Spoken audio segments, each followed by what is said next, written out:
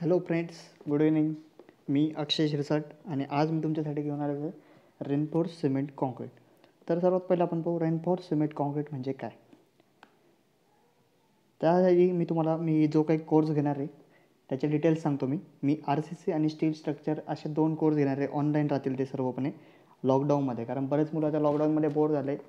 काही मुलांचा सब्जेक्ट पूर्ण कंप्लीट पण नाही झाला लॉकडाऊनमुळे. तर अशा मुलांना याचा काय होईल, उपयोग होईल. ह्या डिग्रीवाल्यांना पण चालेल, जे डिग्री करते स्टुडंट सिव्हिल इंजिनिअरिंग, आणि जे डिप्लोमा करते, या सर्वांसाठी काय आहे तो हेल्पफुल आहे. तर सर्वात पाहू RCCमध्ये काय काय आहे. तर RCCमध्ये काय करायचं, RCC हा पूर्णपणे कुठल्या कोडनुसार होईल, तर IS 4556नुसार रिसेंटली जे अमेंडमेंट झाली, अमेंडमेंट नंबर 4, त्याच्यानुसार आपण RCC कोड पूर्णपणे पाहणार आहोत. त्याच्यामध्ये सर्वात पहिले युनिट राहील प्रॉपर्टीज, नंतर working stress method, limit state method. Limit state मेथडनुसार आपण आता सर्व जे काही डिझाईन वगैरे करतो ते सर्व लिमिट स्टेट मेथडनुसार करतो. तर लिमिट स्टेट मेथड पाहू आपण त्यामध्ये.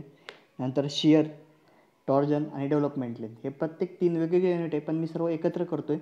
प्रत्येकाला जेवढा टाईम द्यायचा तेवढाच देणार आहे मी. नंतर काय, स्लॅब, कॉलम आणि फुटिंग.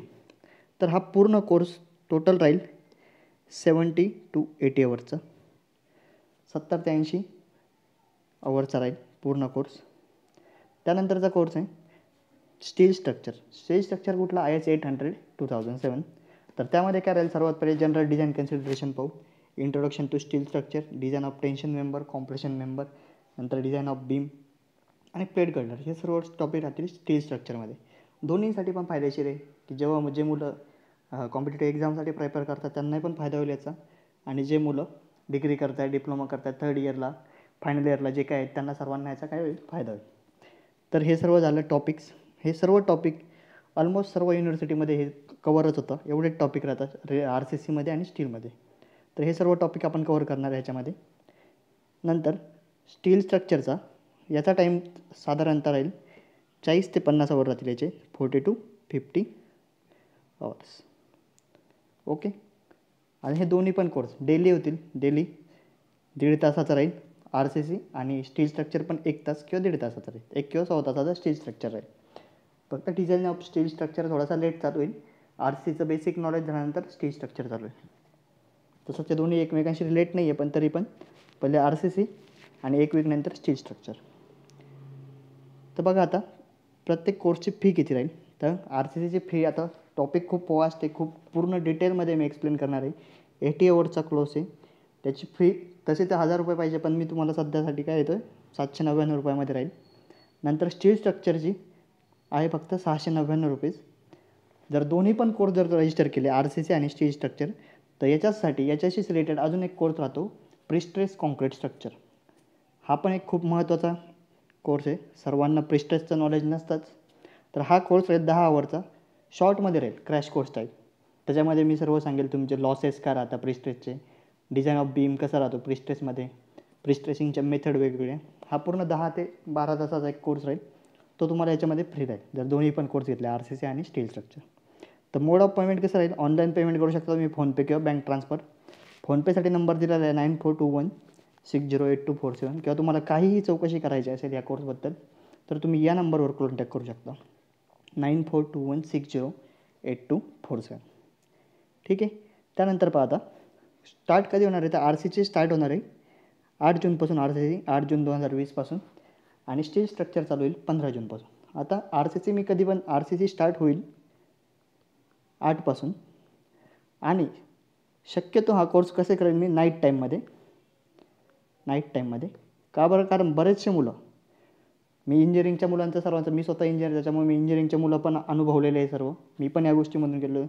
रात्री ऑलमोस्ट 12 ते 1पर्यंत सर्व जागे राहतात. ठीक आहे. आणि या वेळामध्ये काय करावं असंच बऱ्याच मुलांना प्रश्न पडलेला राहतो. तर मी हा कोर्सचा टाईम 10 म्हणजे 9:30 ते 10 या टाईमनंतर ठेवेल रात्री. जर सर्वांची इच्छा असेल तर, किंवा टाईम चेंज पण करू शकतो, पण बेसिकली 9:30 ते 10 राहील रात्रीच्या वेळेस. ठीक आहे. आणि स्टील स्ट्रक्चर त्याच्यानंतर चालू झाला तर त्याचा टाईम दिवसा ठेवेल, दिवसा एक तर सकाळी किंवा इव्हिनिंगला. तर आता मग सर्वात पहिले आता RCC काय राहतं. RCCला आपण काय म्हणतो, RCC म्हणजेच काय, रेनफोर्स सिमेंट कॉन्क्रीट.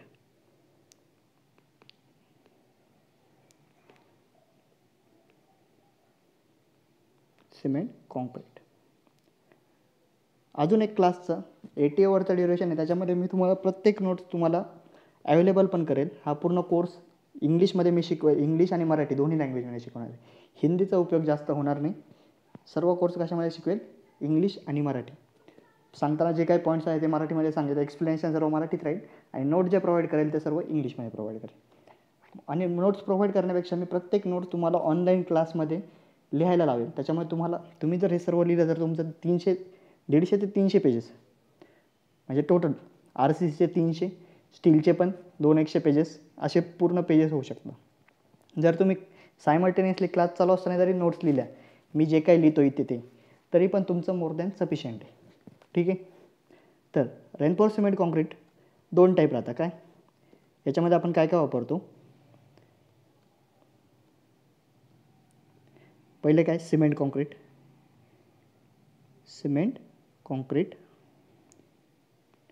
आणि दुसरं काय रेनफोर्समेंट.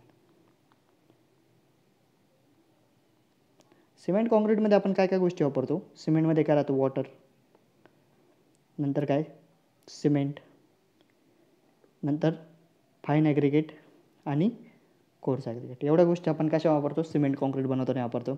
आता रेनफोर्समेंट जर बनवायचं असेल, रेनफोर्समेंटसाठी आपले काय प्रत्येकाचं स्टील राहतं, स्टीलचे वेगवेगळे टाईप राहतात. कसे की Fe250, नंतर काय राहतं HYSD बार, हाय इल्ड स्ट्रेट डिफॉर्म बार म्हणतो आपण त्याला, HYSD बार.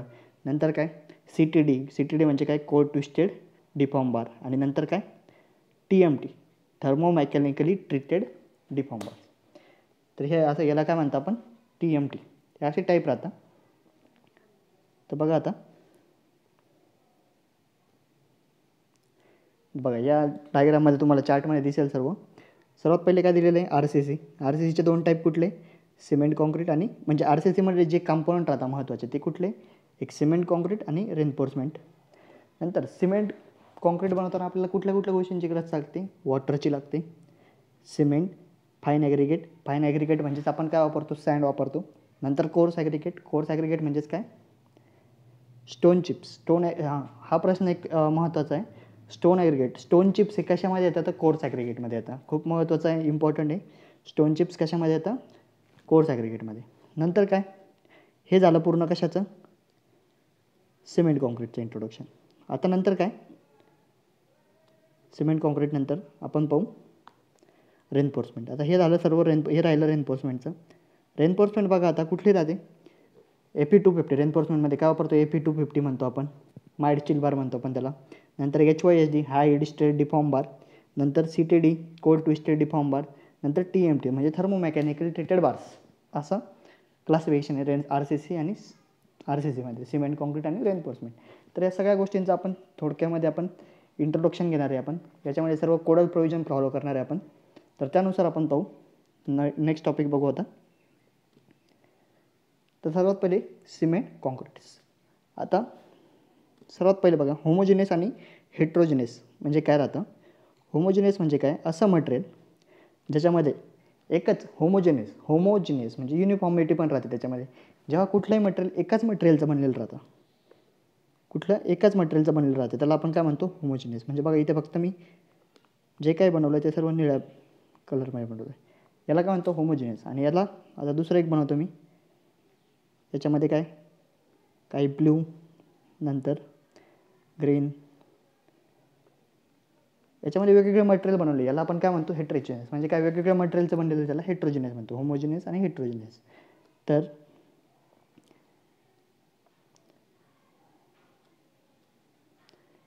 बघा सिमेंट कॉन्क्रीट कसं राहतं, हेट्रोजिनियस राहतं. का बरं, कारण त्याच्यामध्ये सिमेंट असतं, फाईन ॲग्रिगेट असतं, कोर्स ॲग्रिगेट राहतं, या सर्वांचं मिक्सचर राहतं. म्हणून त्याला आपण काय म्हणतो, heterogeneous. Cement concrete is a heterogeneous mixture.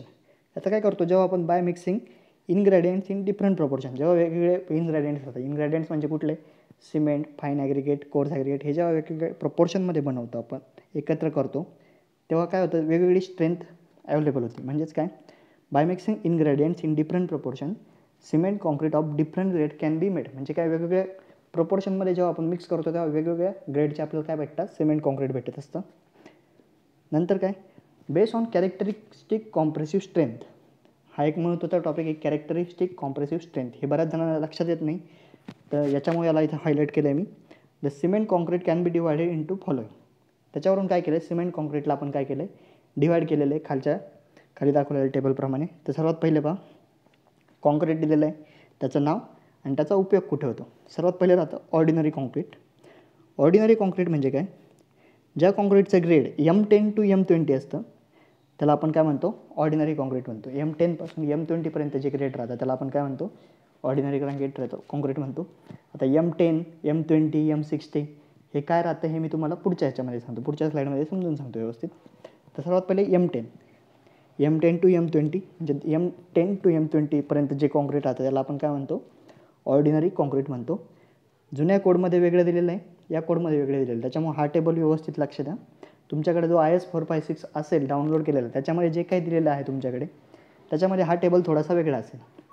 त्याच्यामध्ये वेगवेगळ्या अमेंडमेंट, जशा आपल्या संविधानामध्ये अमेंडमेंट होतात तशा याच्यामध्ये पण वेगवेगळ्या अमेंडमेंट राहतात, घटना दुरुस्ती म्हणतो आपण त्याला. तसेच IS कोड हा पण आपल्या सिव्हिल इंजिनियरसाठी IS कोड हे एक प्रकारचं संविधानच असल्यासारखं आहे, ठीक आहे. त्याच्यामध्ये पण वेगवेगळ्या दुरुस्तीची गरज असते.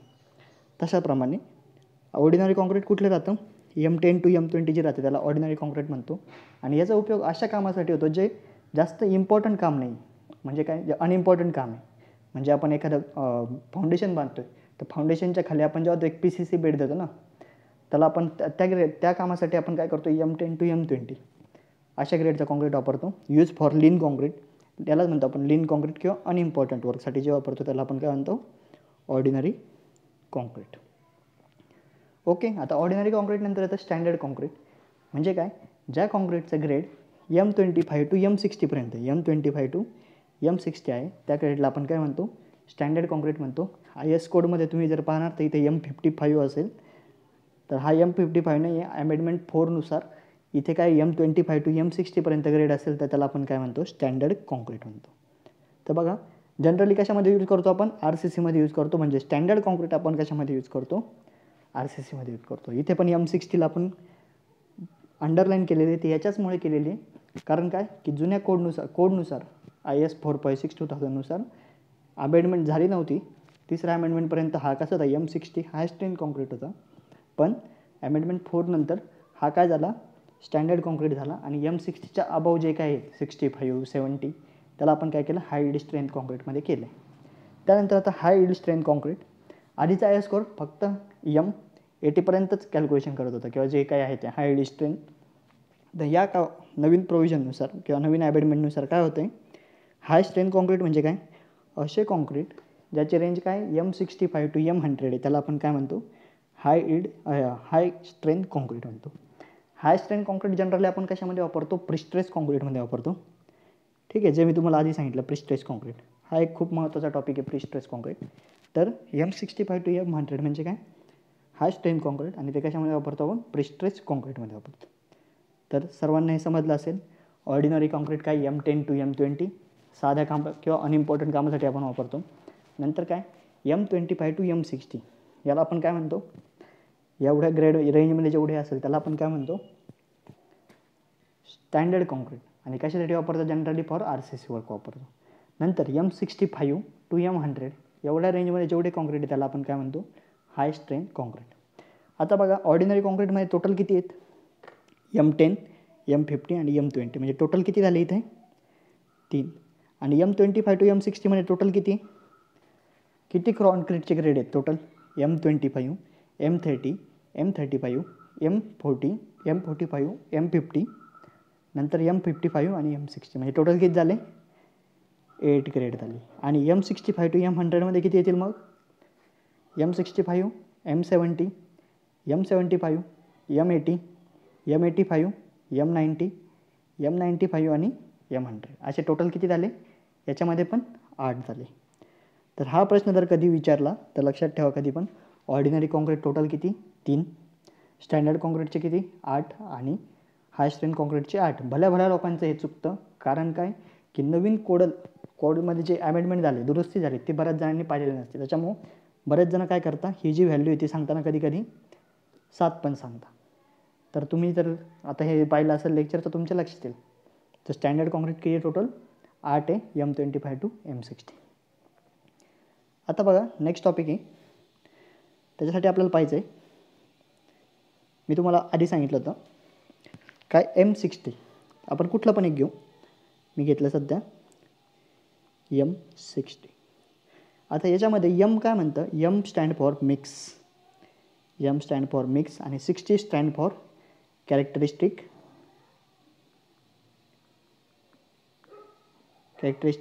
कॉम्प्रेसिव्ह स्ट्रेंथ म्हणतो आपण याला, कॅरेक्टरिस्टिक कॉम्प्रेसिव्ह स्ट्रेंथ M60. याचा मिनिंग समजला आता. M60च्या जागी जर M10 जरी असतं तर M म्हणजे मिक्स आणि 10 म्हणजे काय राहते, त्याची कॅरेक्टरिस्टिक कॉम्प्रेसिव्ह स्ट्रेंथ राहते. म्हणजे काय की बघा एकदा तुमचा ब्लॉक राहतो. आता कॉम्प्रेसिव्ह स्ट्रेंथ आपण कशावर काढतो, एक ब्लॉक राहतो, त्याचं डायमेन्शन किती राहतं 150 by 150 by 150 mm by mm by mm. ह्या ब्लॉकवर काय करतो आपण, कॉम्प्रेशन टेस्ट करतो, कॉम्प्रेशन टेस्टिंग मशीनमध्ये किंवा युनिव्हर्सल टेस्टिंग मशीनमध्ये टेस्ट करतो. आणि असा काहीतरी कॉन्क्रीट ब्लॉक राहतो.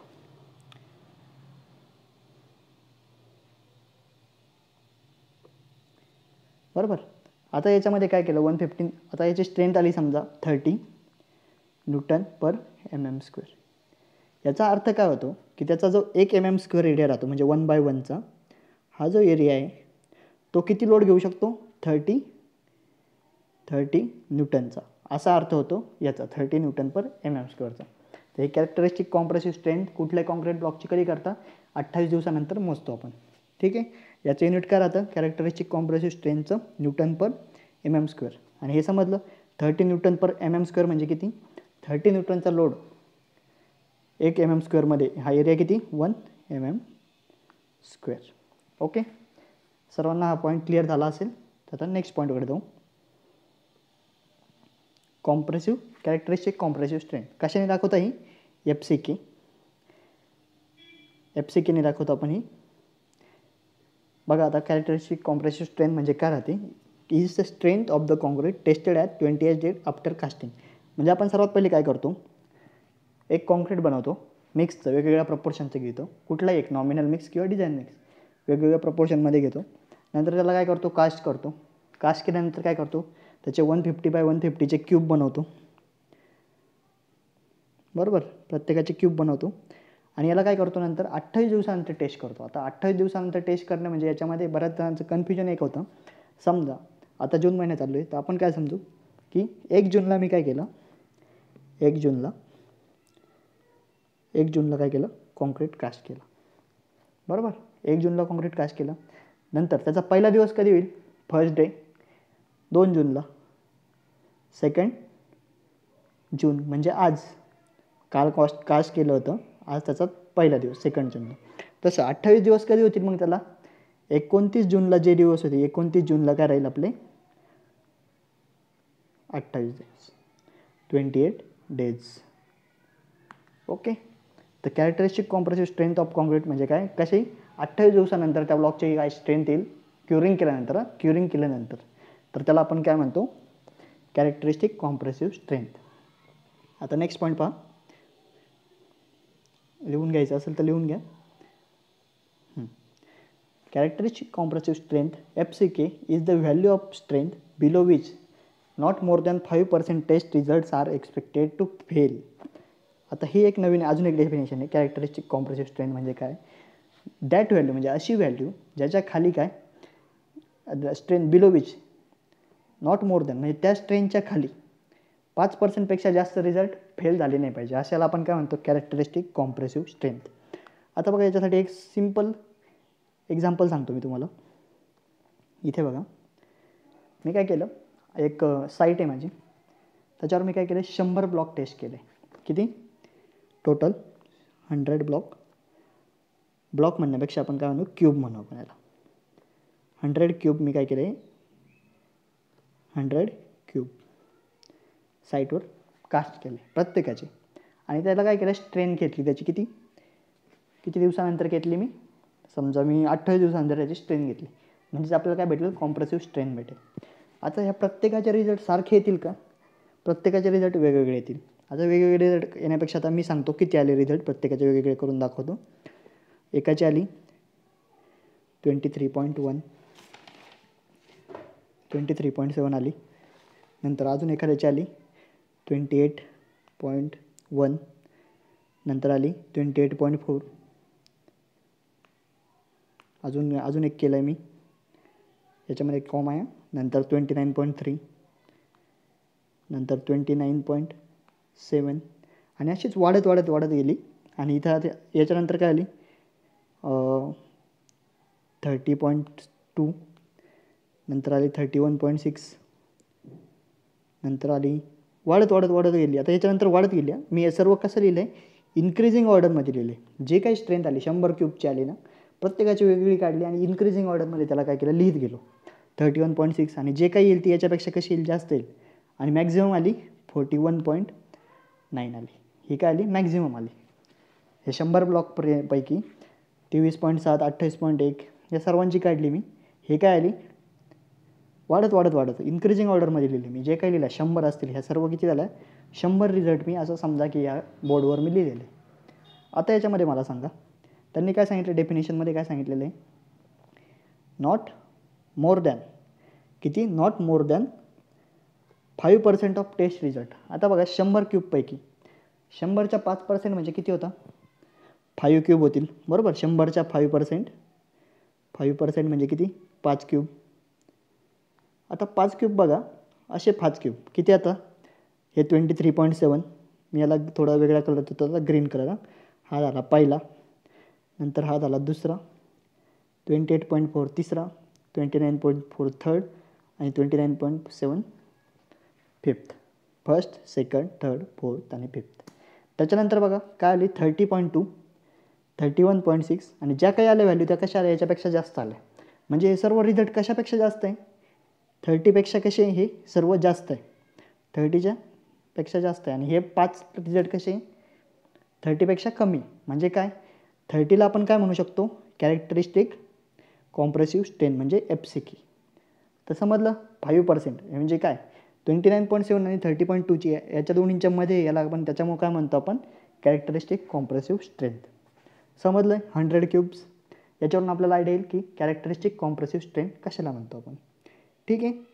आपण साईटवरचं आपण 100च्या 100 क्यूब टेस्ट नाही करत, तर त्याच्यामुळे आपण काय करतो, 3 क्यूब सहसा टेस्ट करतो आपण आणि त्याची काय करतो, कॅरेक्टरिस्टिक कॉम्प्रेसिव्ह स्ट्रेंथ करतो.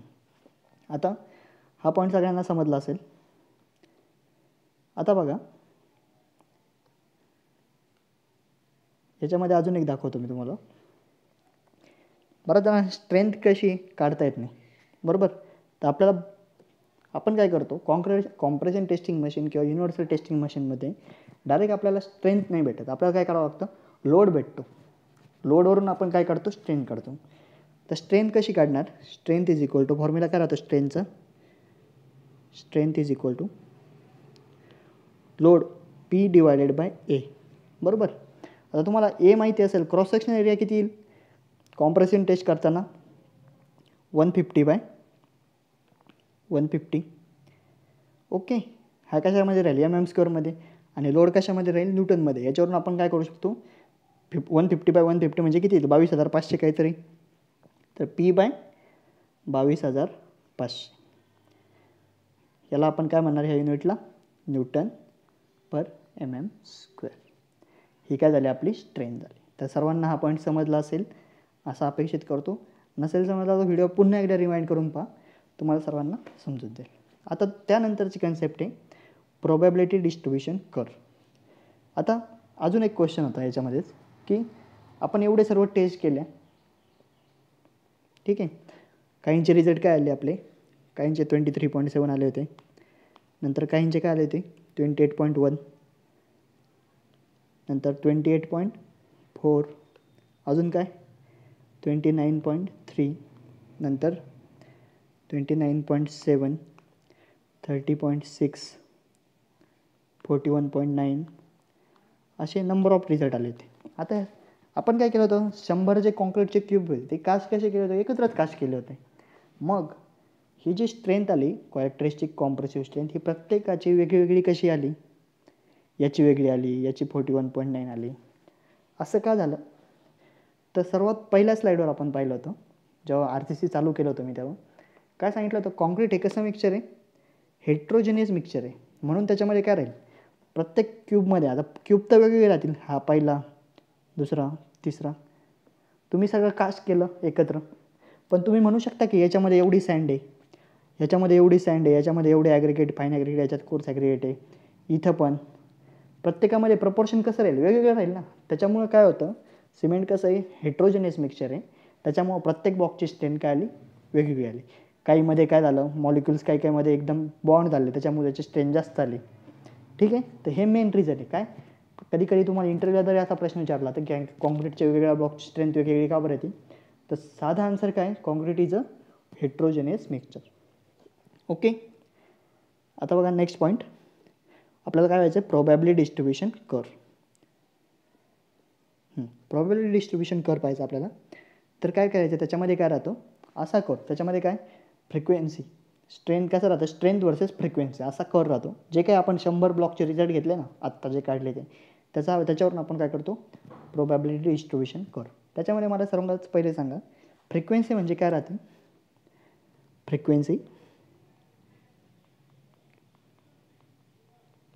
फ्रिक्वेन्सी म्हणजे काय, आपण नाही म्हणत का एखाद्याची फ्रिक्वेन्सी 1 नंबर यायची, आता एखादा बॉल फेकला 6च पडायची, फ्रिक्वेन्सी किती राहते वगैरे, एका ओव्हरमध्ये 6 किती वेळा गेले, आपण म्हणतो ना की 6. आता एक ओव्हर आहे, त्याच्यामध्ये काय झालं, पहिल्या बॉलला 1 रन काढला, दुसऱ्या बॉलला 4 रन काढले, तिसऱ्या बॉलला 0, नंतर काय चौथ्या बॉलला पुन्हा चौका, 5व्या बॉलला 6 आणि 6व्या बॉलला पुन्हा चौका.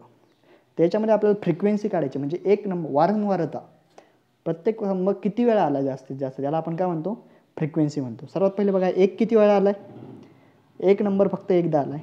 नंतर 0 किती वेळा आला आहे, 0 पण फक्त एकदा आला आहे. नंतर 4 किती वेळा आला आहे, 3दा आला आहे. आणि 6 किती वेळा आला आहे, एकदा आला. या सर्वांचे ॲडिशन करा, 1, 1, 3 आणि 1, टोटल किती झाले, 6. म्हणजे या 6 नंबरची आपण काय काढली, फ्रिक्वेन्सी काढली, कुठल्याची जास्त आहे आणि कुठल्याची कमी. ओके, आता बघा नेक्स्ट पॉईंट, फ्रिक्वेन्सी आपल्याला सगळ्यांना समजली म्हणजे काय, number of times we get particular value. लिहून देतो वाटलं तर, समजलं नसेल काही ना. फ्रिक्वेन्सी म्हणजे काय, number of time we get particular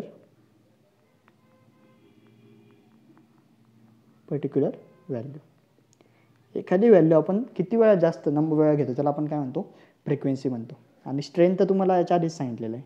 तर हा काय राहतो, प्रोबॅबिलिटी डिस्ट्रीब्युशन कर्व म्हणजे काय, कर्व बिटवीन द स्ट्रेंथ आणि फ्रिक्वेन्सी. त्याच्यामध्ये स्ट्रेंथ राहते एक्स ॲक्सिसवर आणि फ्रिक्वेन्सी राहते वाय ॲक्सिसवर.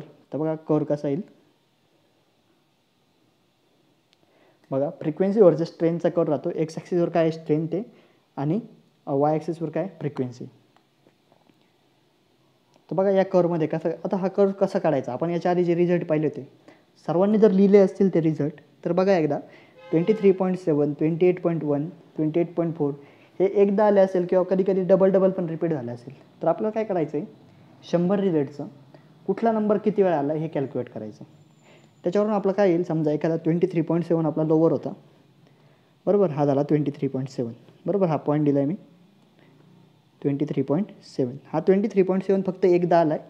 हे इथं काय राहील, नंबर राहील 1, 5, 10, बरोबर,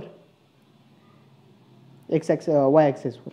आता काय 23.7 किती वेळा आला आहे, एकदा आला. याच्यामध्ये स्ट्रेंथ राहील इथं 23.23, नंतर इथे राहील 35, 40, नंतर 50. ह्या अशा काय राहतील, वेगवेगळ्या स्ट्रेंथ राहतील. ओके, समजलं सर्वांना स्ट्रेंथ कशा राहतील. इरेज करतो मी हे सर्व.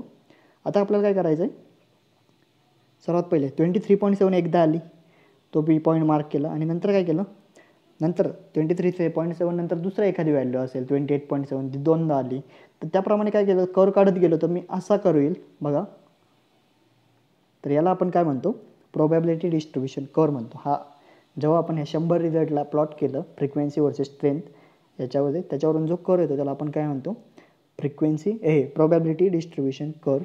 आता याच्यामध्ये बघा हा काय राहील 23.7. आता याच्यामध्ये सर्वात जास्त वेळा कुठला आला आहे बघा.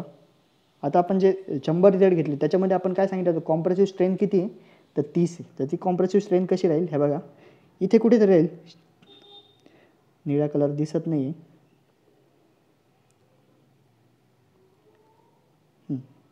बघा ही काय राहील FCK म्हणजेच किती, FCK म्हणजेच किती 30. ओके, ही FCK झाली 30. नंतर जसं वाढत गेलो हे बघा, ही काय झाली मॅक्झिमम व्हॅल्यू. ही काय झाली, समजा एखादी व्हॅल्यू आहे 41.9 म्हणा किंवा दुसरी काही पण म्हणा, ती किती वेळा आली मॅक्झिमम 41.9. दुसरी एखादी व्हॅल्यू आहे इंटरमिजिएट 2 इंचामधली, किती व्हॅल्यू काय आली खूप वेळा आली, म्हणजे एखादी व्हॅल्यू 10 वेळा आली असेल कंटिन्युअसली. इथे समजा इथे हा जर असा कर काढला, समजेल काय 10 वेळा आली, म्हणजे सगळ्यात मॅक्झिमम वेळेस ती व्हॅल्यू आली. तर याला आपण काय म्हणतो FM म्हणजेच काय मीन स्ट्रेंथ म्हणतो आपण कॉन्क्रीटची. काय म्हणतो FM म्हणजेच काय मीन स्ट्रेंथ, म्हणजे काय मोस्ट रिपीटेड रिझल्ट, सगळ्यात जास्त वेळा जी व्हॅल्यू आलेली त्याला आपण काय म्हणतो मीन स्ट्रेंथ म्हणतो. म्हणजे काय, इथे जर समजा 32.5 असेल, ही मीन स्ट्रेंथ आहे किती 32.5 असं समजून घेऊ. तर काय अर्थ होतो याचा, 32.5 ही व्हॅल्यू किती वेळा आली, मॅक्झिमम टाईम आलेली, समजलं. किती वेळा आली 10 वेळा आलेली, याला आपण काय म्हणतो मीन स्ट्रेंथ. आता बघा हे FCK आणि FM या दोन्हीमध्ये पण एक रिलेशन राहतं, तर ते मी तुम्हाला सांगतो. आता बघा इथे FCK किती आहे आपली 30 आलेली बरोबर, आणि जसं वाढत गेलं तसं FM आलेली. तर ह्या दोन इंचामध्ये जे डिस्टन्स राहतं, ह्या 2 इंचामध्ये डिस्टन्स, त्याला आपण काय म्हणतो 1.65 सिग्मा. म्हणजे सिग्मा म्हणजे काय राहतं तिथं स्टँडर्ड डेव्हिएशन राहतं. याच्यावरून आपल्याला एक इक्वेशन भेटेल, ते इक्वेशन काय राहील बघा, ह्या दोन्हींवरून जर एक इक्वेशन काढलं आपल्याला, तर इक्वेशन काय भेटेल, FM म्हणजे काय mean strength is equal to, कशी राहील मीन स्ट्रेंथ बघा. तुम्ही आधीच्या प्रॉब्लेममध्ये काय काढलं, मीन स्ट्रेंथ होती कुठली, ही होती मीन स्ट्रेंथ. ही मीन स्ट्रेंथ काढायची म्हटलं तर आपल्याला काय करावं लागेल, FCK मध्ये काय करावं लागेल, हे 1.65 सिग्मा काय करावं लागेल ॲड करावं लागेल. तर बघा आता FM इज इक्वल टू काय येईल FCK plus 1.65 into sigma. Sigma या हा 6 नाही आहे, सिग्मा हा सिग्मा म्हणजे काय राहतो स्टँडर्ड डेव्हिएशन. सिग्माला आपण काय म्हणतो स्टँडर्ड डेव्हिएशन म्हणतो. आता हा प्रोबॅबिलिटी डिस्ट्रीब्युशन कर्व, यांनी काय शो काय केलं आपल्याला नेमकं, की probability distribution shows frequency of different test result. प्रत्येक टेस्ट रिझल्टची फ्रिक्वेन्सी सांगतोय, किंवा एखादी व्हॅल्यू आहे किती वेळा आलेली बरोबर आहे की नाही, ती काय करतो प्रोबॅबिलिटी डिस्ट्रीब्युशन कर्व दाखवतो. ठीक आहे, आता तुम्हाला हे पण समजलं आहे. FM म्हणजे काय राहील FCK प्लस 1.65 सिग्मा. यालाच आपण काय म्हणतो स्टँडर्ड डेव्हिएशन. खूप इम्पॉर्टंट फॉर्म्युला आहे हा. याच्या आधी तुम्ही कॉन्क्रीट टेक्नॉलॉजी हा सब्जेक्ट सर्वजण ऑलमोस्ट शिकलेलेच असाल, त्याच्यामध्ये तुम्हाला ह्या गोष्टी सर्व केल्या असतील तुम्ही जेव्हा कॉन्क्रीट डिझाईन करता तेव्हा. त्याच्यामुळं जास्त डिटेलमध्ये सांगायची गरज नाही. सिग्मा म्हणजे काय स्टँडर्ड डेव्हिएशन राहतो, आणि हा सिग्माचा आपण कसं काढू शकतो, अजून एक sigma is equal to square root of व्हेरियन्सचा स्क्वेअर रूट ऑफ व्हेरियन्सचा स्क्वेअर, त्याला आपण काय म्हणतो स्टँडर्ड डेव्हिएशन म्हणतो. आधी आता ह्या FM आणि FCK याच्यामध्ये डिफरन्स किती राहील 1.65 सिग्मा. जर काढलास तर काय येईल 1.65 सिग्मा. तर बघा आता प्रोबॅबिलिटी डिस्ट्रीब्युशन कर्व, त्याच्यामध्ये काय probability distribution curve shows the frequency of different test result. वेगवेगळ्या टेस्ट रिझल्टची काय करतो तो फ्रिक्वेन्सी दाखवतो, म्हणजे त्याला काय म्हणतो आपण प्रोबॅबिलिटी डिस्ट्रीब्युशन कर्व. अजून काय frequency of mean strength value is found maximum, म्हणजे काय FM जे आपण काढली ती काय मॅक्झिमम फाइंड करतो आपण, आणि ती स्ट्रेंथ काय FM is equal to FCK plus 1.65 sigma, जे आत्ता आपण सांगितलं, मी तुम्हाला सांगितलं होतं. त्याला काय म्हणतो FM is equal to FCK plus 1.65 sigma. आता बघा मी जर म्हटलं मीन स्ट्रेंथ आणि FCK कॅरेक्टरिस्टिक स्ट्रेंथ याच्यातला डिफरन्स माहिती करायला लावला तर काय राहील तो FM मायनस FCK. बऱ्याच वेळा कधी कधी MCQमध्ये पण हा प्रश्न राहतो, what is the difference between the mean strength आणि कॅरेक्टरिस्टिक स्ट्रेंथ. तर काय राहील FM minus FCK is equal to किती 1.65 सिग्मा काहीच करायचं नाही. FCK इकडून काय करायचं, राईट साईडकडून लेफ्ट साईडला घ्यायचं. मग त्याची साईन काय होईल, माग होईल. हा काय झाला डिफरन्स बिटवीन मीन स्ट्रेंथ आणि कॅरेक्टरिस्टिक स्ट्रेंथ, आणि तो काय आहे 1.65 सिग्मा. समजलं आहे, सर्वांना समजलं असेल अशीच आशा करतो. आता नेक्स्ट पॉईंट, सिग्माला आपण काय म्हणतो, स्टँडर्ड डेव्हिएशन म्हणतो. आता बघा प्रोबॅबिलिटी डिस्ट्रीब्युशन कर्व झालेला आहे आपला. त्याच्यामध्ये एक प्रॉब्लेम घेऊ. आता प्रोबॅबिलिटी डिस्ट्रीब्युशन कर्व समजला आहे की नाही हे तुम्हाला कळण्यासाठी. तर बघा 2 मुलं आहे, ठीक आहे. प्रत्येकाचा एखाद्याचं नाव देतो. आता माझं नाव समजा अक्षय, तर मी एक अक्षय, आणि दुसरा एक माझाच मित्र आहे, त्याचं नाव घेऊ आपण उदय. आम्ही दोघांना काय केलं, कंपनीने एक जॉब दिला. कंपनीने म्हणण्यापेक्षा आम्ही काम करतो आणि आम्हाला दोघांनी एक जॉब घेतला. काय केलं, एक M30 ग्रेडचं कॉन्क्रीट आहे, किती M30, त्या आम्ही डिझाईन केलं दोघांनी पण वेगवेगळे. दोघांनी पण किती क्यूब बनवले, 100 क्यूब बनवले. 100 क्यूब बनवले आणि दोघांनी पण त्याचा प्रोबॅबिलिटी डिस्ट्रीब्युशन कर्व काढला. ठीक आहे, इथं अक्षयने एक काढला आणि उदयने वेगळा काढला. काय राहील, स्ट्रेंथ वर्सेस फ्रिक्वेन्सी याचा कर्व काढला. दोघांचा पण कर्व बघा कसा आला आहे.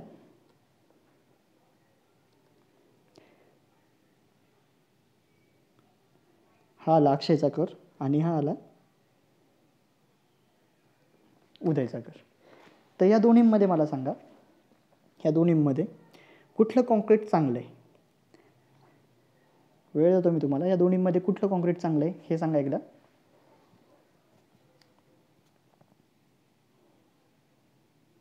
तर काही मुलांचं आन्सर म्हणणं काय राहील की उदयने बनवलेलं कॉन्क्रीट कसं आहे, चांगलं आहे. तर बघा आता कसं चांगलं बघूया. ह्याच्यामध्ये बघा व्हेरिएशन कसं आहे, जास्त आहे. कसं आहे, समजा एखादी व्हॅल्यू काय राहील, इथं समजा 21 आहे, 20.1 पासून किती 50पर्यंतचं व्हेरिएशन आहे. म्हणजे कसं आहे, व्हेरिएशन जास्त आहे, हेट्रोजिनियस आहे, जास्त हेट्रोजिनियस दाखवतो. ॲक्ट कसं करतो, जास्त हेट्रोजिनियस म्हणून ॲक्ट करतो. पण इथे बघा, इथे काय दाखवलं यांनी, 25 पासून कितीपर्यंत, जास्तीत जास्त 45 पर्यंतच गेलं. म्हणजे याचं व्हेरिएशन कशी आहे, 25 पासून 40 पर्यंत गेलं आहे. व्हेरिएशन कशी 15च, जास्तीत जास्त डेव्हिएशन नाही झालं. त्याची काही स्ट्रेंथ आली ती जास्त डेव्हिएट झालेली नाही. म्हणजे काय, मोर होमोजिनियस मिक्सचर म्हणून ॲड करतो. म्हणून आपण काय म्हणतो की याने जे बनवलेलं कॉन्क्रीट आहे ते कसं आहे, जास्त चांगलं आहे ॲज कम्पेअर टू धिस. याचं एवढं चांगलं नाही आहे. याचं उदयने बनवलेलं कॉन्क्रीट आहे कसं आहे, जास्त चांगलं आहे. आता बघा प्रोबॅबिलिटी डिस्ट्रीब्युशन कर्व आपण पाहिलं होतं.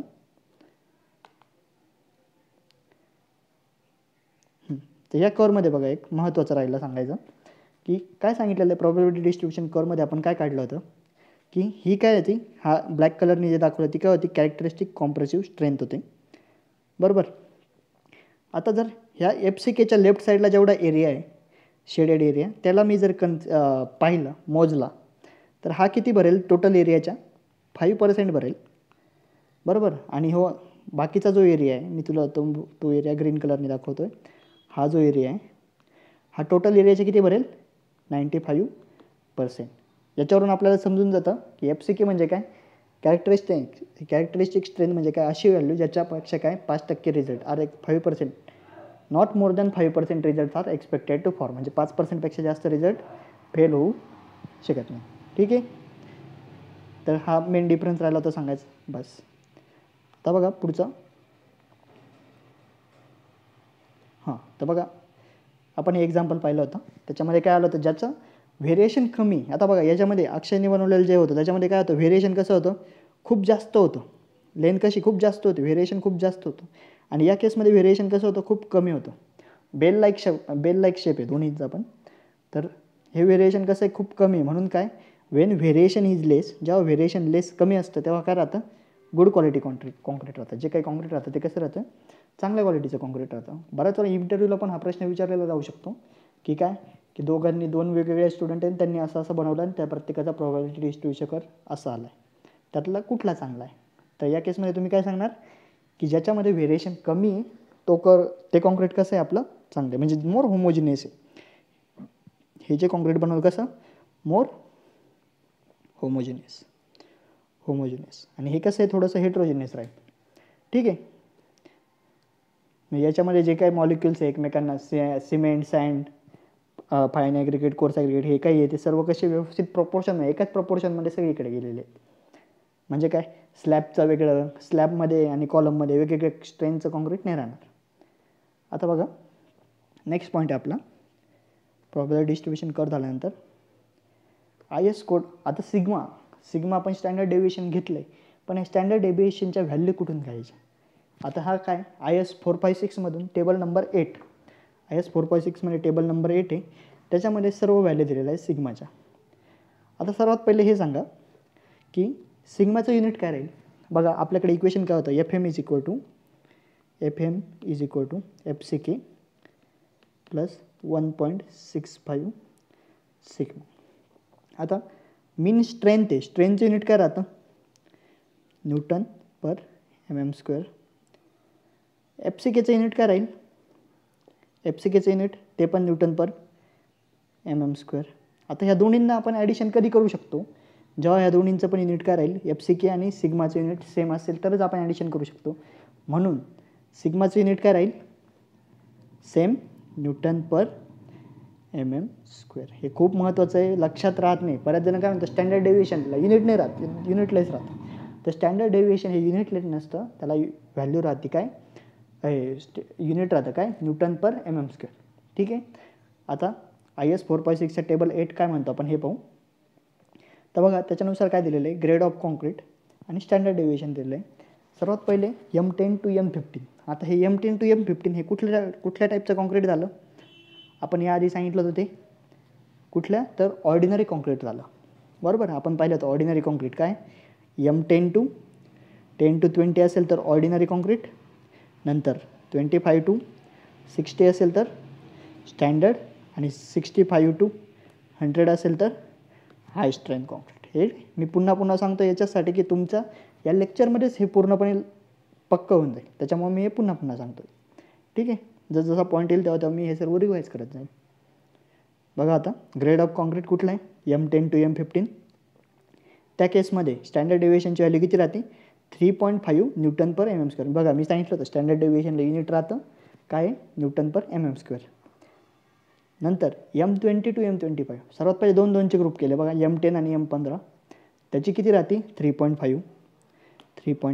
त्यानंतरचा ग्रुप कुठला राहील, M20 आणि M25 किती राहील, M20 आणि M25चे 3.5, नंतर किती 4 नंतर M25च्या नंतर जेवढे काही कॉन्क्रीट आहे M30, M35, M100, M60 त्या सगळ्यांसाठी स्टँडर्ड डेव्हिएशन किती राहील, 5 न्यूटन पर mm². ह्या गोष्टी नेहमी लक्षात ठेवा. M10 आणि M15साठी 3.5 न्यूटन पर mm², M20 आणि M25साठी 4 न्यूटन पर mm², आणि M30 आणि अबव म्हणजे M30च्या वर जेवढे काही कॉन्क्रीटचे ग्रेड आहे त्या सगळ्यांसाठी राहील फक्त 5 न्यूटन पर mm². ओके. बघा आता नेक्स्ट पॉईंट, कॉन्क्रीटचे ग्रेड पण सांगितलं सर्वांचे. आता त्याच्यानुसार स्टँडर्ड डेव्हिएशनच्या व्हॅल्यू पण पाहिल्या. आता ॲक्सेप्टन्स क्रायटेरिया. आता काही जे काय आपण कॉन्क्रीट बनवतो हे आपण साईटवर कधी वापरू शकतो, कधी घेऊ नाही शकत, याचे रिझल्ट वापरू कधी शकतो. ॲक्सेप्टन्स क्रायटेरिया म्हणजे काय, एखादी गोष्ट ॲक्सेप्ट करायसाठी काय क्रायटेरिया आहे तो आपल्याला काय राहील पाहायचा आहे आपल्याला साईटमध्ये. त्याच्यावर साईटमध्ये वर्क करतो आपण तेव्हा at site we test only 3 ते 4. मी आधीच सांगितलं आपण 100च्या 100 क्यूब प्रत्येक साईटवर कास्ट करतो आणि त्याची कॉम्प्रेसिव्ह स्ट्रेंथ घेऊ शकतो का, प्रॅक्टिकली हे पॉसिबल नाही आहे. 100 कॉन्क्रीटसाठी 100 कॉन्क्रीटचे ब्लॉक बनवायचे राहिले तर किती आपल्याला हे लागेल, टोटल किती क्युबिक मीटर कॉन्क्रीट लागेल. साधं कॅल्क्युलेशन घ्या, किती राहतं 150 बाय 150.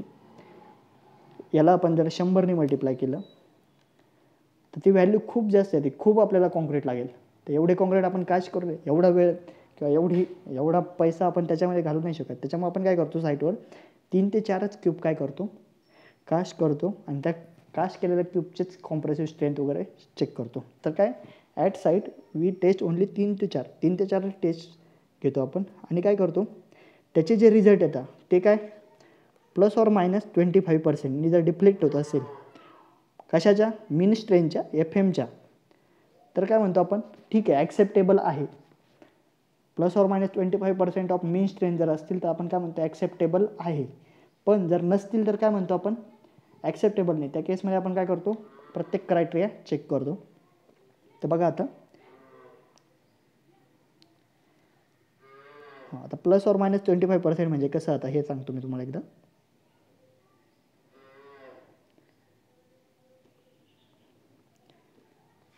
तर आता सर्वात पहिले आपण काढू प्रोबॅबिलिटी डिस्ट्रीब्युशन कर्व. हा झाला आपला प्रोबॅबिलिटी डिस्ट्रीब्युशन कर्व. त्याच्यामध्ये हे काय राहिलं एकदम मॅक्झिमम वेळा जी व्हॅल्यू आली त्याला आपण काय म्हणतो FM, म्हणजेच काय मीन स्ट्रेंथ. बरोबर, ही झाली FM. समजा आपण असं ॲज्युम करू की आपली मीन कॉम्प्रेसिव्ह स्ट्रेंथ आहे आपली 38 आहे. याच्या 25% प्लस आणि 25% मायनस म्हणजे काय इथे इकडे ह्या एरियामध्ये काय राहतं मोस्ट ऑफ द टाईम आपलं जे काही कॉन्क्रीट आपण कॉस्ट करणार अशाच स्ट्रेंथचं जर केलं असेल तर मोस्ट ऑफ द रिझल्ट काय राहतं most of the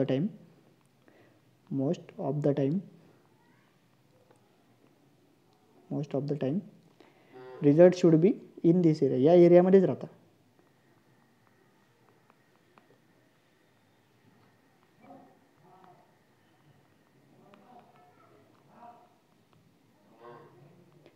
most of the time याच एरियामध्ये राहतं. काय 35 म्हणजे हा एरिया आपण म्हणू 35 to 42 याच एरियामध्ये राहतं. ठीक आहे, मोस्ट ऑफ द टाईम.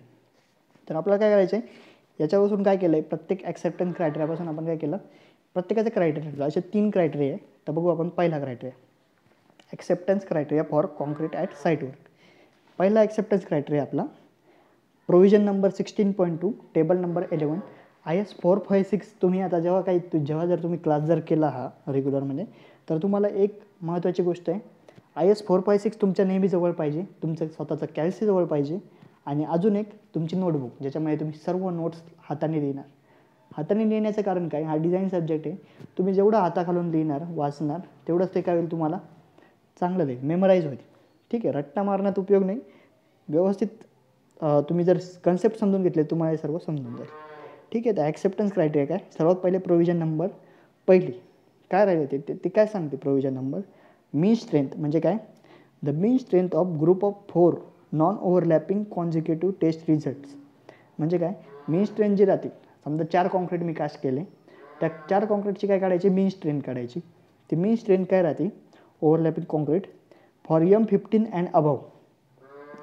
कुठल्या ग्रेडसाठी M15 ते किंवा त्याच्यापेक्षा वरती M15 अँड अबव म्हणजे काय M15 M20 25 30 जेवढे काही आहे M15च्या वरती तेवढे सगळे त्याचे किती पाहिजे greater than or equal to FCK plus 0.825 sigma.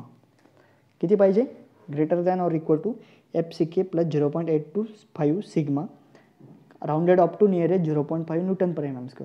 म्हणजे काय याची जी काही व्हॅल्यू येईल ती काय करावं लागेल आपल्याला नियरेस्ट 0.5 न्यूटन पर mm² पर्यंत काय करावं लागेल आपल्याला राउंडेड ऑफ करावं लागेल. तर ही एकच पाहिजे का तर नाही किंवा ऑर FCK प्लस 3 याच्यापैकी जी काही मॅक्झिमम असेल म्हणजे काय प्रोव्हिजन नंबर 1 क्रायटेरिया व्हायला काय सांगतोय की तुमची जी काही मीन स्ट्रेंथ आहे मीन स्ट्रेंथ काय mean strength of group of 4 non overlapping consecutive test result. म्हणजे काय जे काही ओव्हरलॅप होत नाही असे 4 कॉन्झिक्युटिव्ह टेस्ट रिझल्टची मीन स्ट्रेंथ जी आहे तिच्यापेक्षा काय पाहिजे ती कशापेक्षा जास्त पाहिजे याच्यापेक्षा FCK प्लस 3 आणि FCK प्लस 0.825 सिग्मा या दोन्हीपेक्षा जी मॅक्झिमम राहील त्याच्यापेक्षा ही FM कशी पाहिजे जास्त पाहिजे तरच क्रायटेरिया 1 काय होईल सॅटिस्फाईड राहील. लक्षात आलं. आता तुम्ही हे बऱ्याच वेळा आता तुम्ही तुमच्या कोडमध्ये जर पाहिलं तर हा टेबल वेगळा राहील, हा जे पाहणार तुम्ही ते वेगळं पाहणार क्रायटेरिया 1 2 आणि 3. तर तुम्ही त्याच्यासाठी काय करा एक IS 456 घ्या आणि त्याच्याचबरोबर IS 455ची अमेंडमेंट किती अमेंडमेंट 4 किंवा जी काही लेटेस्ट असेल ती पाहून घ्या. त्याच्यामध्ये तुम्हाला हे करेक्शन दिसेल. ठीक आहे, हा टेबल जो आहे 11 त्याच्यामध्ये जे करेक्शन आहे ते तुम्हाला दिसून जाईल आणि तेच करेक्शन तुम्ही त्या टेबलमध्ये आधीचा जो टेबल होता आपला कशाचा टेबल पाहिला होता आपण सर्वात पहिला स्टँडर्ड ऑर्डिनरी कॉन्क्रीट टेबल 3 किंवा टेबल 4 असेल त्याच्यानुसार तुम्ही पाहून घ्या. तर बघा आता अमेंडमेंट नंबर 4 तर काय पाहिजे M15 अँड अबव ग्रेडसाठी काय की mean strength of group of 4 mean strength म्हणजे कशी काढणार 4 काढायचे असेल तर काय करतो आपण 4ंना ॲड करतो आणि त्याला काय करतो डिवाइड बाय नंबर किती नंबर आहे समजा 20 25 30 35 या सगळ्यांना ॲड करेल त्याला डिवाइड कितीने करेल 4 रिझल्ट आहे म्हटल्यावर 4ने डिवाइड करेल. ही काय राहते कॉन्झिक्युटिव्ह टेस्ट रिझल्ट्स. याच्यापैकी जी FCK+3 आणि FCK प्लस 0.825 सिग्मा याच्यापैकी जी जास्त असेल ती घ्यायची आणि ती काय करायची मीन स्ट्रेन बरोबर कम्पेअर करायची. आता बघा नेक्स्ट प्रोव्हिजन नंबर 2 काय आहे, criteria 2 provision number 16.2 of table 11. Table number 11 पाहायचा, त्याच्यामध्ये दिलेलं आहे हे पण. हार्ट काय सांगतो criteria for concrete grade greater than M15 and above, M15 आणि त्याच्यापेक्षा जास्तसाठी इंडिव्हिज्युअल टेस्ट रिझल्ट. प्रत्येकाची इंडिव्हिज्युअल टेस्ट रिझल्ट किती पाहिजे, FCK-3 पेक्षा किती पाहिजे, जास्त पाहिजे. इंडिव्हिज्युअल टेस्ट रिझल्ट किती, FCK-3 म्हणजे जी कॉम्प्रेसिव्ह स्ट्रेंथ येते मायनस त्याच्यामधून 3 मायनस करायचे आणि त्याच्यापेक्षा कशी पाहिजे, जास्त पाहिजे. याचा अर्थ काय होतो, समजा मी तुम्हाला सांगितलं की M25 ग्रेडचं कॉन्क्रीट डिझाईन करायचं आहे आणि त्याच्या व्हॅल्यू किती आल्या माझ्या 27, 24, 20 आणि 30 अशा व्हॅल्यू आल्या. आता माझी कंडिशन काय म्हणते की काय फॉर M15 अबाव प्रत्येकाची इंडिव्हिज्युअल टेस्ट कितीपेक्षा पाहिजे, FCK-3 म्हणजे किती, FCK म्हणजे किती 25 वजा 30 किती, 25 - 3 22 म्हणजे 22 Nm² पेक्षा माझे सगळे रिझल्ट कसे पाहिजे, जास्त पाहिजे. तर 27 22 पेक्षा जास्त आहे त्याच्यामुळे हे ओके, 24 पण जास्त आहे हे पण ओके, पण 20 आहे का, नाही आहे. त्याच्यामुळे काय होतं हे कॉन्क्रीट कसं आहे गुड नाही आहे, व्यवस्थित नाही आहे कुठल्या क्रायटेरियानुसार, सेकंड क्रायटेरियानुसार. 30 पण जास्त आहे, ठीक आहे. एक जरी फेल आला व्यवस्थित नाही आला तरी आपल्याला काय करावं लागतं, टेस्ट पुन्हा रिवाईज करावं लागते, पुन्हा घ्यावं लागते, ठीक आहे. तर हे सर्वांना समजलं असेल क्रायटेरिया नंबर 2. नंतर बघा तिसरा क्रायटेरिया प्रोव्हिजन नंबर 15.4 काय सांगतो याच्यामध्ये. आता बऱ्याच जणांना काय म्हणतो जेव्हा आपण विचारतो ना ॲक्सेप्टन्स क्रायटेरिया काय, तर काय म्हणता मीन स्ट्रेंथ काय पाहिजे ±15% पेक्षा कमी जास्त नाही पाहिजे. हे नॉर्मल म्हणण्यापेक्षा आहे ना कॉमन आन्सर आहे सगळ्यांचं, काय की मीन स्ट्रेंथ काय राहते ±15% पेक्षा जास्त डिफ्लेक्ट नाही झाली पाहिजे. डिफ्लेक्ट जर झाली तर आपण काय करतो, टेस्ट पुन्हा करतो. हे आन्सर बरोबर आहे. तिसरा क्रायटेरिया आहे, पण तुम्हाला क्रायटेरिया सर्व माहिती पाहिजे. तुम्ही सगळे क्रायटेरिया चेक केले पाहिजे. क्रायटेरिया 1, क्रायटेरिया 2, क्रायटेरिया 3 हे सर्व क्रायटेरिया तुम्ही चेक केले पाहिजे आणि त्याच्यानंतरच हे बोलले पाहिजे. तर बघा आता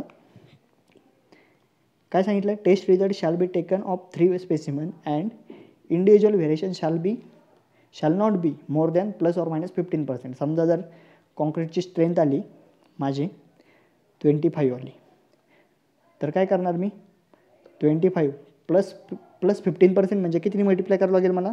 हे बघा IFTचा प्रश्न आहे. जर तुम्हाला एखाद्यामध्ये ±15 करायचं तर काय करावं लागेल त्या संख्येला, +15% म्हणजे किती 115% करतो आपण. त्यालाच आपण 115% करायचं असेल तर काय करणार आपण, त्या व्हॅल्यूला 1.15 × 25ने मल्टिप्लाय करणार आणि -15% म्हणजे किती 85% म्हणजे किती 0.85 × 25. ह्या दोन्हींच्या मध्येच आली पाहिजे. ह्या जे व्हॅल्यू येतील त्याच्या कशी पाहिजे, मध्ये पाहिजे, तरच आपण काय म्हणू शकतो की क्रायटेरिया 3 सॅटिस्फाईड. याच्या जर बाहेर आले तर क्रायटेरिया 3 काय झाला, फेल झाला. ओके. आता बघा नेक्स्ट, आता एक प्रॉब्लेम पाहू आपण याच्यावर. साधा प्रॉब्लेम आहे. क्वेश्चन नंबर 1 काय राहील, इफ 3 क्यूब्स ऑफ M30 काय ग्रेड दिला आहे M30 म्हटल्यावर कॉम्प्रेसिव्ह स्ट्रेंथ किती राहील FCK-30 of 3 cube following result of compressive strength test state whether concrete is acceptable or not. Concrete acceptable आहे किंवा नाही एवढंच सांगायचं. 3 काय दिलेले 32.5, 34 आणि 31.9. तर बघा मी सांगितलं सर्वात पहिले आपण काय काढणार, मीन काढणार. मीन कशी काढणार, FM = 32.5 divided by 32.5 plus 34 plus 31.9 divided by 3. काय काढले आपण, मीन काढली याची जर मीन काढली तर ही काय येईल 32.8च्या आसपास येईल. 32.8 ही काय झाली न्यूटन पर mm². ही काय झाली आपली मीन स्ट्रेंथ झाली. तर बघा आपण काढू, तर ॲव्हरेज ऑफ अबाव 3 क्यूब किती येतोय तो 32.8 येतोय. आता त्याच्यानंतर क्रायटेरिया 1 काय सांगतो आपल्याला, प्रोव्हिजन नंबर 16.2 टेबल नंबर 11 नुसार काय फॉर M50 अँड अबव. आता M30 15पेक्षा जास्त आहे, त्याच्यामुळे आपल्याला त्याच कंडिशन लावावं लागेल. काय करावं लागेल, किती पाहिजे ती मीन किती पाहिजे, ही 32.8 व्हॅल्यू. ह्या दोन्हींपैकी जी मोठी आहे बघा, ह्या दोन्हींपैकी जी मोठी व्हॅल्यू आहे तिच्यापेक्षा ही 32.8 कशी पाहिजे, मोठी पाहिजे, जास्त पाहिजे, तरच क्रायटेरिया 1 काय होईल, सॅटिस्फाईड. तर आपण बघू काय फॉर M15. आता M15साठी आपण काय करू, आपण व्हॅल्यू काढू. काय येईल, M15च्या अबव ग्रेड कुठला, M30. मग सिग्माची व्हॅल्यू किती येईल सांगा, सिग्मा कशासाठी, M15 10 आणि 15साठी किती होता, 3.5 होता. नंतर काय 20 25साठी किती होता, 4. आणि 25च्या नंतर काय होता, 30 आणि अबव किती, 5. मग सिग्माची व्हॅल्यू या केसमध्ये किती येईल, 5. करा, सॉल्व करा. आता सगळे सॉल्व करून बघा. 30 + 0.825 × 5 याला जर सॉल्व केलं आपण तर त्याची व्हॅल्यू येईल काहीतरी 34.125 येईल, बरोबर. आणि दुसरं काय दिलेलं आपण, FCK + 3चा म्हणजे FCK म्हणजे किती, 30 + 3 किती होतं, 33. आणि याला राऊंडेड ऑफ किती करायचं आपल्याला, नियरेस्ट 0.5 वर. आता याच्यात 0.125 कशाच्या जवळ आहे, 34च्या जवळ आहे का 34.5च्या जवळ आहे, 34च्या जवळ आहे. म्हणून आपण राऊंडेड ऑफ कशाला करत, 34ला. आणि ह्या दोन्हीमध्ये व्हॅल्यू मॅक्झिमम कुठली, 33 मोठी आहे की 34 मोठी, 34 मोठी. मग मॅक्झिमम कुठली घेणार आपण, 34. तर समजलं. बघा आता, or 30 + 3 whichever is greater. आता याच्यातली मोठी कुठली आली, 34 Nm² is greater among both. Now check whether it is less than average or not. आता हे ॲव्हरेजपेक्षाही कमी का जास्त हे पाहिजे. तर आपला ॲव्हरेज किती आला होता, ॲव्हरेज आला होता आपला 32.8 आणि ही जी व्हॅल्यू आली ती किती आली, 34 आली. आता आपला ॲव्हरेज ह्या 34पेक्षा कसा आहे, कमी, बरोबर आहे की नाही. म्हणून आपल्या जो काय कॉन्क्रीट आहे ते काय झालं आहे, व्यवस्थित नाही आहे, क्वालिटी व्यवस्थित नाही आहे आणि ते फेल झालं आहे. कुठल्याही क्रायटेरियामध्ये फेल झालं आहे, तर क्रायटेरिया नंबर 1मध्ये ते काय झालं आहे, फेल झालं आहे. कारण काय, 32.8 इज लेस दॅन 34, बरोबर. म्हणजे कंडिशन सॅटिस्फाय झाली का, नाही झाली. तर 32.8 is less than 34, therefore criteria 1 is not satisfied. तर कॉन्क्रीट आहे का व्यवस्थित, इज कॉन्क्रीट ॲक्सेप्टेबल आहे का, तर नाही. आता बघा, तरी पण आपण आता क्रायटेरिया 2 आणि क्रायटेरिया 3 कसा असतो हे तुम्हाला मी एकदा सांगतो शॉर्टमध्ये. तर बघा आता क्रायटेरिया 2 काय म्हणतो आपण, इंडिव्हिज्युअल टेस्ट रिझल्ट, बरोबर की नाही. ते काय सांगतो, FCK - 3पेक्षा काय पाहिजे, सर्व रिझल्ट कसे पाहिजे, जास्त पाहिजे. FCK किती होती या केसमध्ये, कॉम्प्रेसिव्ह स्ट्रेंथ किती दिली होती, किती ग्रेडचं होतं, 30चं. मग FCK किती येईल, 30 - 3 म्हणजे किती, 27. म्हणजे किती, जे काही जेवढे काही रिझल्ट आहे आपले तेवढे सगळे कसे पाहिजे, 27पेक्षा जास्त पाहिजे. आता बघा आपले रिझल्ट कुठले होते, 32.5, नंतर काय होते 34, नंतर 31.9. हे सगळे रिझल्ट 27पेक्षा कसे जास्त आहे की नाही. मग हा क्रायटेरिया कसा आहे, ओके, सॅटिस्फाईड आहे. बघा, since all the results are greater than 27 Nm², criteria 2 is satisfied. ग्रीनमध्ये दाखवला आहे क्रायटेरिया 2 इज सॅटिस्फाईड. नंतर बघा क्रायटेरिया नंबर 3 जो ±15% मी सांगितला होता तो 15.4 provision test result should be of 3 specimen shall not be more than ±15% of average value. आता ॲव्हरेज व्हॅल्यू तुम्हाला किती दिली होती, 32.8. मग 32.8ला 1.15ने मल्टिप्लाय केलं तर व्हॅल्यू किती येते, 37.72 आणि 0.85ने मल्टिप्लाय केलं तर येतं 27.88. तर हे दोन्हींच्या रेंजमध्ये आहे का बघा. जेवढे काही आपण टेस्ट रिझल्ट घेतले 32.5, 34 आणि 31.9 हे सर्व कसे आहेत, ह्या दोन्हींच्या मध्ये आहेत. त्याच्यामुळे आपलं कसं आहे, क्रायटेरिया 3 पण कसं आहे, okay. Since all the results are between above mention limit, criteria 3 is satisfied. पण काय, क्रायटेरिया 1 सॅटिस्फाय झाला काय, criteria 1 is not satisfied, criteria 1 is not satisfied, therefore concrete is not acceptable. सर्वांना समजलं असेल, criteria concrete is not acceptable. आता बघा question number 2 अशाच टाईपचा क्वेश्चन आहे, शॉर्टमध्ये पाहू आपण आता. If 4 cubes for M25 shows following results of compressive strength. आता किती 4 रिझल्ट घेतलेले, 28.9, 34.2, 24.1. बरोबर, हे सर्व रिझल्ट घेतलेत आपण.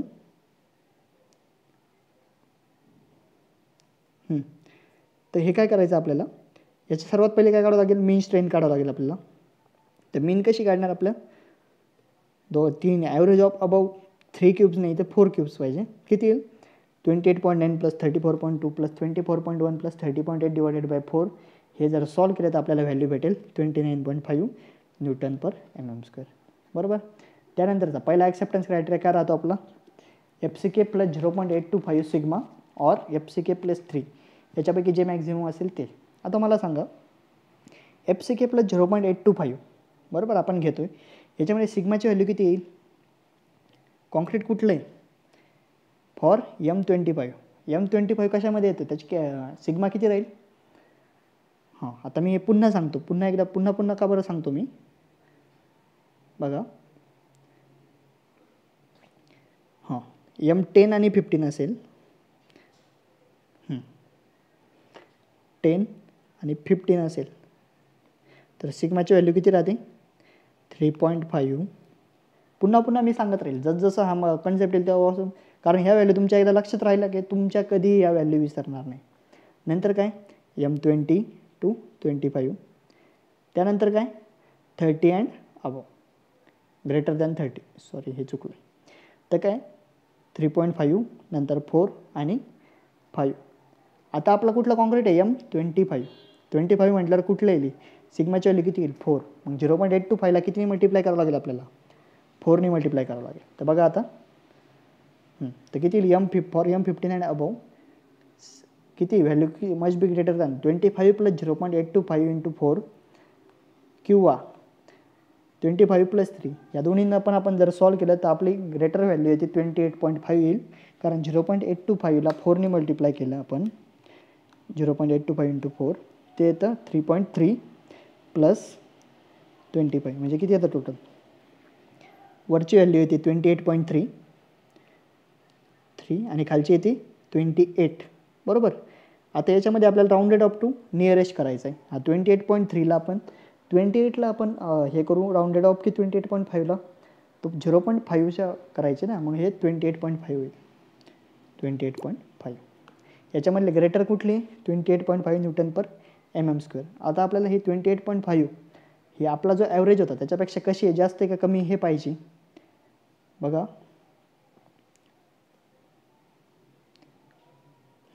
आपला ॲव्हरेज किती आला होता, मीन 29.5 न्यूटन पर mm², आणि इथे व्हॅल्यू किती आली आपली 28.5. 28.5पेक्षा कसं आहे, हा 29.5 कसा आहे, now check whether it is less than average or not.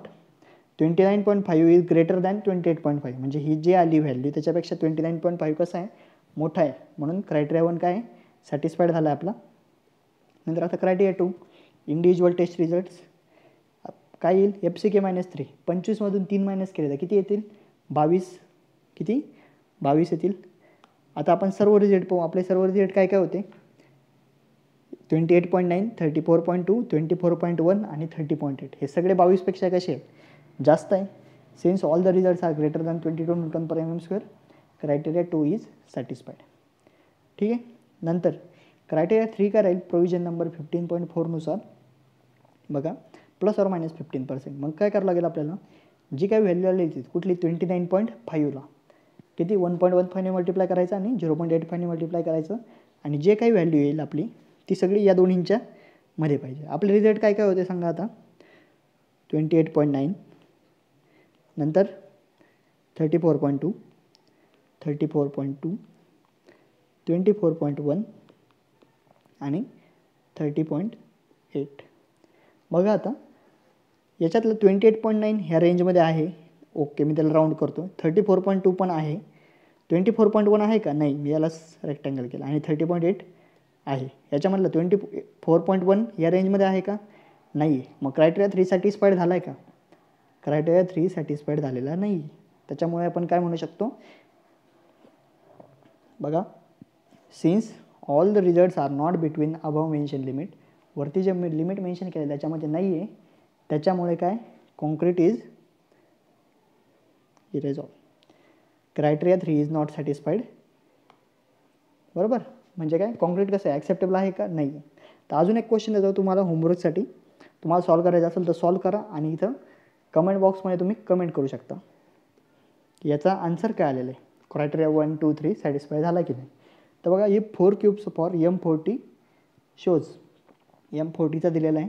त्याच्यामध्ये काय कॉम्प्रेसिव्ह स्ट्रेंथ टेस्ट चेक केली, 47.0 48.5 39.4 आणि 46.1. हे काय करायचं आपल्याला सगळ्या क्रायटेरियासाठी चेक करायचं. क्रायटेरिया नंबर 1 1 2 आणि 3 हे तिन्ही क्रायटेरिया सॅटिस्फाय होता का एवढे पहा, आणि असेल तर कमेंट बॉक्समध्ये तुम्ही कमेंट करा. तुम्हाला जर आजचं लेक्चर आवडत असेल तर तुम्ही तुमच्या मित्रांना पण सांगू शकता, ते पण काय करू शकतात, ते पण क्लास जॉईन करू शकता.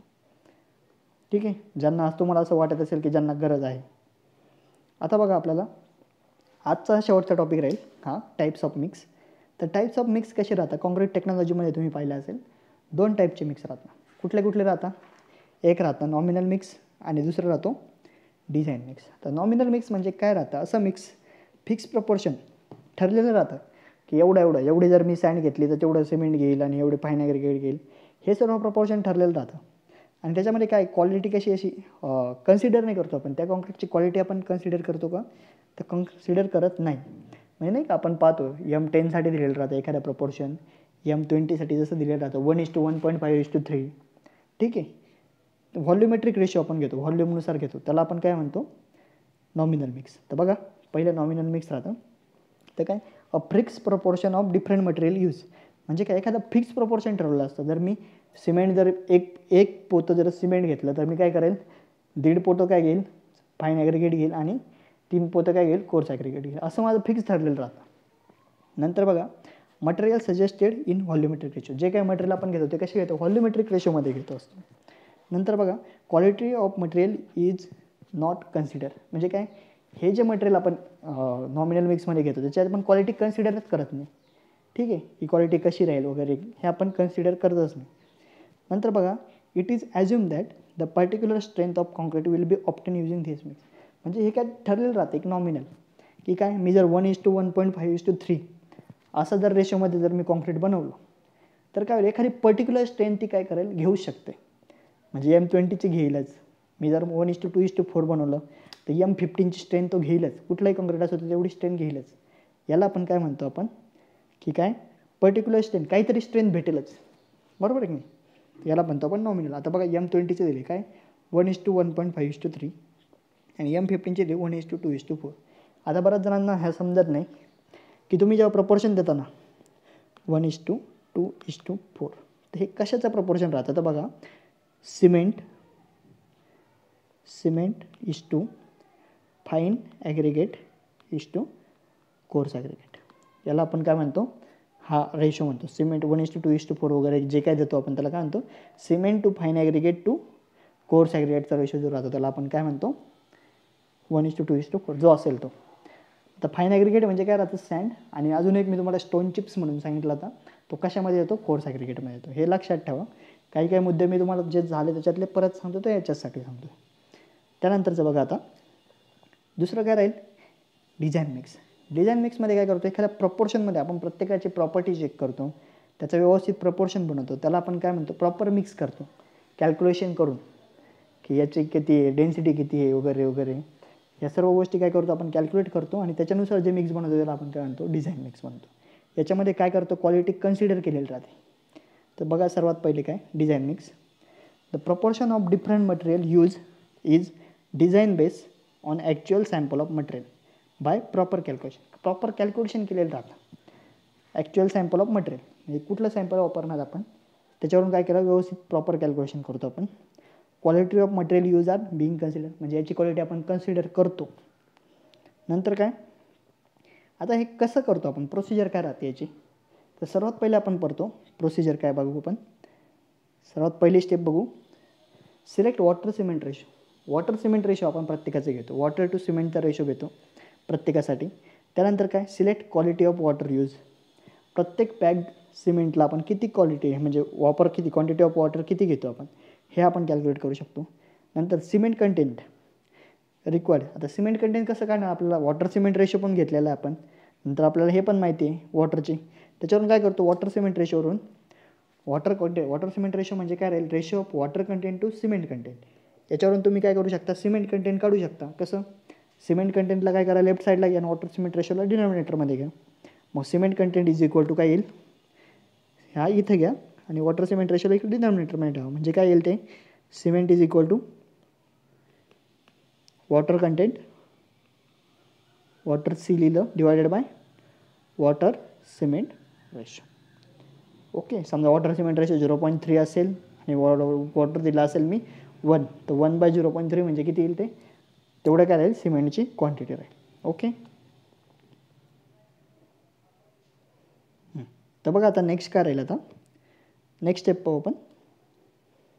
Select proportion of fine aggregate आणि कोर. आता फाईन ॲग्रिगेट आणि कोर्स ॲग्रिगेटचं पण एक प्रपोर्शन राहतं की फाईन ॲग्रिगेट एवढे घेतले तर कोर्स ॲग्रिगेट असं घ्यायचं.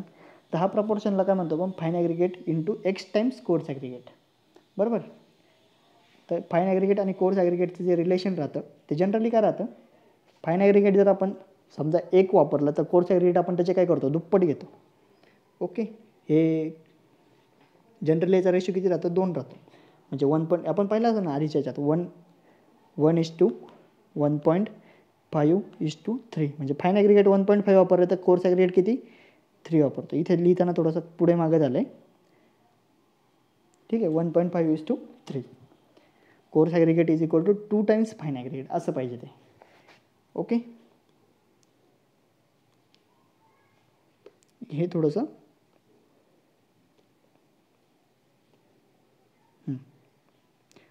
तर हा काय राहतो, प्रत्येकाचा रेशो राहतो.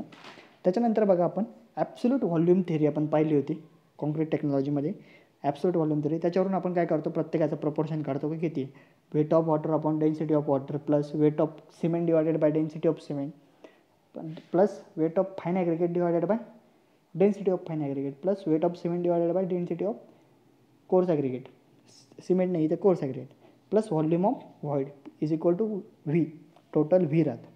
जनरली काय व्हॉल्यूम ऑफ व्हॉइड्स किती घेत असतो आपण, 2% घेत असतो. आणि टोटल व्हॉल्यूम सिमेंट कॉन्क्रीट जेव्हा डिझाईन करतो मिक्स, तेव्हा आपण काय म्हणतो, जनरली अजून करतो किती, 1 मीटर क्यूब आहे. व्हॉल्यूम ऑफ व्हॉइड किती घेत असतो, जनरली 2%. ठीक आहे, तर बघा आता ॲट 28 डेज. आता बघा हे थोडंसं मी आता उलटं चाललं, तुम्ही जे काय पाहिलं ते बरोबरच पाहिलेलं आहे, हे चुकीचं आहे. At 28 day average strength of concrete cube shall not be less than.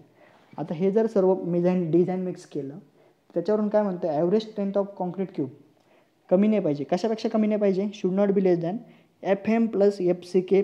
FM is equal to FCK plus 1.65 sigma.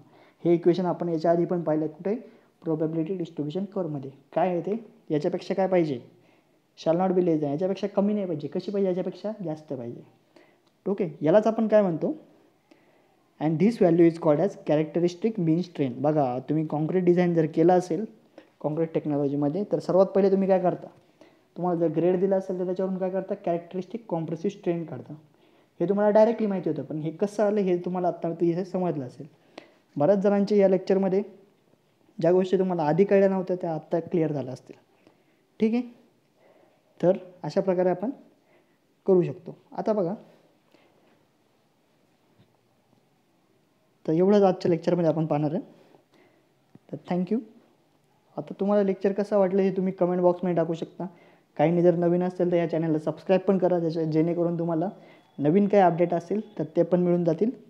आता बघा पुन्हा एकदा सांगतो, RCC जर लावायचा असेल तुम्हाला, जॉईन करायचं असेल तर त्याची फी किती राहते, 799 रुपीज. आणि स्टील स्ट्रक्चरची 699. स्टील स्ट्रक्चरचा पण जर जमलं तर मी लवकरात लवकर स्टीलचा पण एक डेमो तुमच्यासमोर प्रेझेंट करतो. RCCचा पण जर जमलाच तर अजून एखादा डेमो देतो. आता एकत्र जर घेतलं तर याला काय प्रिस्ट्रेस कॉन्क्रीट तुम्हाला काय त्याच्यावर फ्री आहे. मोड ऑफ पेमेंट तुम्ही ऑनलाईन पण करू शकता, फोनपे किंवा बँक ट्रान्सफरने. आणि तुम्हाला जर काहीही इन्क्वायरी करायची असेल तर तुम्ही 9421608247 या नंबरवर व्हॉट्सॲप करू शकता. ठीक आहे, कोर्स हा पूर्ण तुमचा काय होईल, पूर्ण कंप्लीट होईल याची गॅरंटी माझी. आता बघा कोर्समध्ये की पॉईंट महत्त्वाचं काय काय, की हा कोर्स झाल्यानंतर तुम्हाला जवळजवळ तुमचं सेमिस्टर, काहींचं सेमिस्टर झालं असेल, काहींचं पुढे होणार असेल, त्याच्यानंतर 3 महिन्यापर्यंत तुम्ही काय करू शकता, सेम व्हिडिओ प्रत्येक लेक्चरचा व्हिडिओ काय करू शकता, पाहू शकता. 3 मंथ प्रत्येक लेक्चरचा व्हिडिओ पाहू शकता. म्हणजे इन केस तुम्हाला कधी काही प्रॉब्लेम आला एखादी नोट्समध्ये तर तो तुम्ही 3 महिन्यापर्यंत पाहू शकता प्रत्येक लेक्चरचा. नंतर काय, मी तुम्हाला या प्रत्येक नोट्स लेक्चर चालू असतानाच तुम्हाला देईल. ठीक आहे, तुमचं लेक्चर चालू असेल ना तेव्हाच तुम्हाला काय नोट्स प्रोव्हाइड केल्या जातील. नंतर माझ्या हँडरायटिंगमध्ये पण त्या नोट्स आहेत, त्या पण मी तुम्हाला नोट देईल, प्रोव्हाइड करेल.